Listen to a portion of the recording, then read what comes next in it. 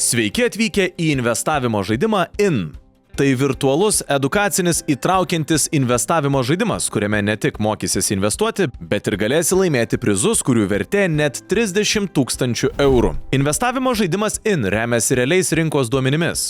Jame galėsi susikurti virtualių akcijų portfelį ir keisti jo sudėtį, reaguodamas į rinkos pokyčius. Tai puikus būdas išbandyti save investuojant be jokios rizikos. Žaisti paprasta, o pradėti visai nesudėtinga. Pirmiausia, spausk registruotis.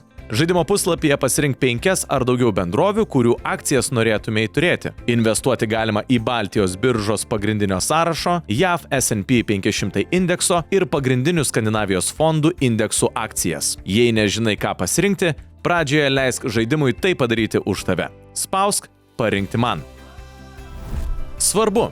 Norint varžytis dėl prizų, portfelyje būtina turėti ne mažiau kaip 3 Baltijos biržos įmonių akcijų. Į vieną akciją galima investuoti nuo 5 iki 25% portfelio sumos, iki 25% galima laikyti grinais. Spausk kitas.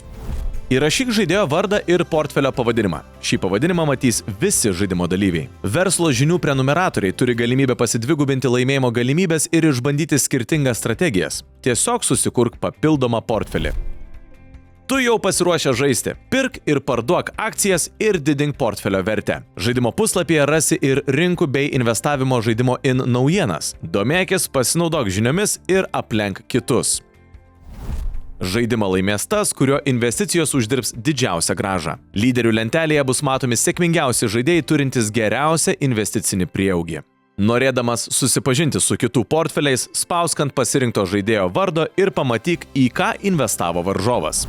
Įdomiausia žaidimo dalis – galimybė varžyti su draugais, kolegomis ar šeima. Tam gali sukurti naują lygą arba prisijungti prie jau esamų. Taip pat galėsi mokytis iš ryškiausių Lietuvos investuotojų ir sekti jų portfelius. Netidėliok, prisijunk jau dabar, kaupk žinias ir didink savo šansus laimėti. Paprasta ir be galo smagu. Sėkmės!